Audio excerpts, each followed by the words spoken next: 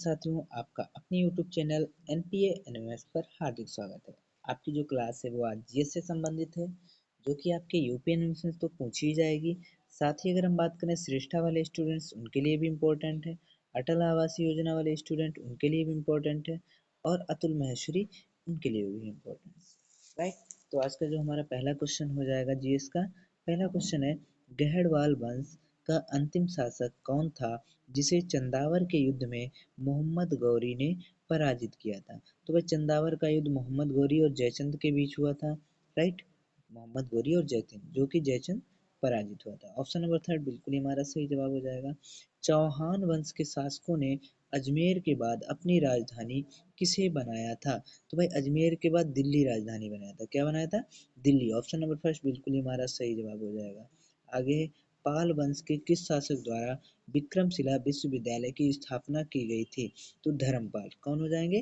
धर्मपाल। विक्रमशिला विश्वविद्यालय की स्थापना करने वाले धर्मपाल। अगला देखेंगे भाई, क्वेश्चन नंबर 129।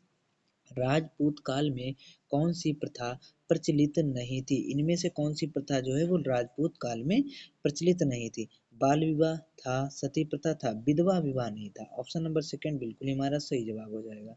आगे देखेंगे, लिंगराज मंदिर किस प्रदेश में है? तो वह लिंगराज मंदिर जो है वो आपका उड़ीसा में है। कहाँ है? उड़ीसा में। सेकेंड ऑप्शन बिल्कुल ही हमारा सही जवाब हो जाएगा। कोणार्क के सूर्य मंदिर का निर्माण करवाने वाला नरसिम्हा प्रथम किस वंश का शासक था? तो ये गंग वंश का शासक था। किस वंश का? गंग वंश। नरसिम्हा प्रथम, गंग वंश। और इसने क्या किया था? कोणार्क के सूर्य मंदिर का निर्माण करवाया था। मोस्ट इंपॉर्टेंट है। Question number 132। निम्नलिखित रचनाओं तथा उनके रचनाकारों का कौन सा जोड़ा सही है? तो कौन सा जोड़ा सही है भाई? बाल रामायण गलत है, कीर्ता ये भी गलत है। मेरे अकॉर्डिंग इनमें से नहीं, गलत नहीं है भाई। बाल रामायण, राजशेखर, ये तो सही है भाई। और किरातार्जुनीयम भारवी, ये भी सही है। अगला, शिशुपाल वध नाटक माघ, मेरे अकॉर्डिंग ये सभी सही है भाई। ये सभी सही है। 132 का फोर्थ बिल्कुल ही हमारा सही जवाब हो जाना चाहिए।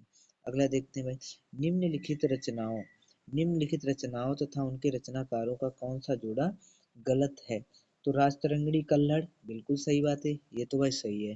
गीत गोविंद जयचंद, ये भी सही है। पृथ्वीराज रासो जयचंद, ये भी मेरे अकॉर्डिंग सही है। तो इनमें से कोई नहीं गलत है। इनमें से कोई नहीं गलत है। अगला देखते हैं 134। चोलों की शासन व्यवस्था के बारे में कौन सा जोड़ा सही है? 134, इनमें से सभी सही है भाई। समस्त साम्राज्य राष्ट्रम कहते हैं, प्रांत को मंडलम कहते हैं, जनपद को नाडु कहते हैं। तो इनमें से सभी। ऑप्शन नंबर डी बिल्कुल ही हमारा सही हो जाएगा। 135। अंकोर वाट के मंदिर की दीवारों पर रामायण तथा महाभारत की कहानियां उभरी हुई मूर्तियों के रूप में अंकित हैं। विश्व धरोहर के रूप में यह मंदिर किस देश में स्थित है? भाई अंकोर वाट कहाँ है? कंबोडिया में। ऑप्शन नंबर थर्ड बिल्कुल हमारा सही हो जाएगा। अंकोर वाट का मंदिर कहाँ है? कंबोडिया में। अगला देखते हैं, कौन सा ब्रिटिश राजदूत मुगल बादशाह जहांगीर के दरबार में आया था? तो कौन सा आया था भाई? हॉकिंस भी आया था, टॉमस रो भी आया था। 2 और 3 बिल्कुल ही हमारे सही जवाब हो जाएंगे। 137। नूरजहां जिसका बचपन का नाम मेहरुन्निसा था, उसका विवाह किस मुगल शासक से हुआ था? तो इसका कौन सा हो जाएगा? जहांगीर। नूरजहां, जहांगीर। अगला देखेंगे, किसके सहयोग से उपनिषद तथा भगवत गीता का अनुवाद फारसी में किया गया था? तो दारा सिको। ऑप्शन नंबर फर्स्ट बिल्कुल ही हमारा सही जवाब हो जाएगा। 139 पे ध्यान देंगे, पियत्राधुरा नामक नक्काशी की इमारतों में किस काल की इमारतों में देखने को मिलती हैं? तो ये मुगल काल। पियत्राधुरा जो है मुगल काल के जो इमारतें हैं उनमें नक्काशी देखने को मिलती है। अगला देखेंगे, अमृतसर में अकाल तख्त की स्थापना किसने की थी? तो किसने की थी? गुरु हरगोबिंद खुराना। यदि आप लोग इन क्वेश्चंस को और भी डीपली एनालिसिस देखना चाहते हैं तो सभी स्टूडेंट्स से उम्मीद है कि वो लोग नेशनल प्रथम एकेडमी ग्रुप को या यूट्यूब चैनल को जल्द से जल्द सब्सक्राइब करेंगे। और जितने को भी साइंस या मैथ्स या रीजनिंग की क्लास चाहिए तो वो नेशनल प्रथम एकेडमी को अवश्य ज्वाइन करें। ठीक है भाई, आगे देखते हैं। अगला है, उत्तर प्रदेश का सर्वाधिक वर्षा वाला जनपद कौन सा है? तो कौन सा है भाई? गोरखपुर। कौन सा हो जाएगा? उत्तर प्रदेश की बात कर रहे हैं भाई, तो उत्तर प्रदेश का कौन सा है? गोरखपुर हो जाएगा। ठीक है। 142 की बात करें, उत्तर प्रदेश में स्थित राष्ट्रीय उद्यान है तो वो दुधवा नेशनल पार्क, जो कि हमारे लखीमपुर में है। 143, बुंदेलखंड के पठारी भाग में उत्तर प्रदेश का कौन सा जनपद नहीं आता है? तो जो बाराबंकी है वो बुंदेलखंड के पठारी भाग में नहीं आता है। ठीक है। 144 की अगर हम बात करें, अयोध्या मंडल में कौन सा जनपद आता है? तो अयोध्या मंडल में कौन सा जनपद आता है इनमें से? सुल्तानपुर आता है भाई। बहराइच, गोंडा, मेरठ ये नहीं आते हैं। अगला देखते हैं 145, उत्तर प्रदेश का गोंडा जिला किस मंडल में आता है? तो जो गोंडा जिला है वो देवी पाटन, किस में आता है? देवी पाटन में आता है। ठीक है। अगला क्वेश्चन 146 में, संसार का शीत ध्रुव कहलाने वाला नगर बरखोयांश कहाँ स्थित है? तो बरखोयांश कहाँ है? साइबेरिया में है। साइबेरिया, रूस। राइट। अगला देखते हैं 147, कहाँ की बर्फीली हवाओं को ब्लीजार्ड कहते हैं? तो कहाँ की? टुंड्रा प्रदेश की जो हवाओं को ब्लीजार्ड कहते हैं। ठीक है। ठंडी। सही जोड़ा है ग्रीनलैंड, एक्सिमो, फिनलैंड, लैप, साइबेरिया, याकूत या इनमें से सभी। 148 का हो जाएगा इनमें से सभी। अगला देखेंगे 149, टुंड्रा प्रदेश के निवासियों द्वारा हड्डी पर खाल मढ़कर बनाए गए नाव को क्या कहते हैं? तो क्या कहते हैं? यहाँ के लोगों को क्याज कहते हैं। उस नाव को क्या कहते हैं भाई? क्याज कहते हैं। 150 की बात करेंगे, कनाडा के कोणधारी वनों में लकड़ी काटने का व्यवसाय करने वाले लोगों को क्या कहते हैं? तो वहाँ के लंबर जैक कहते हैं। ये जनजातियां होती हैं, लंबर जैक होते हैं। ठीक है।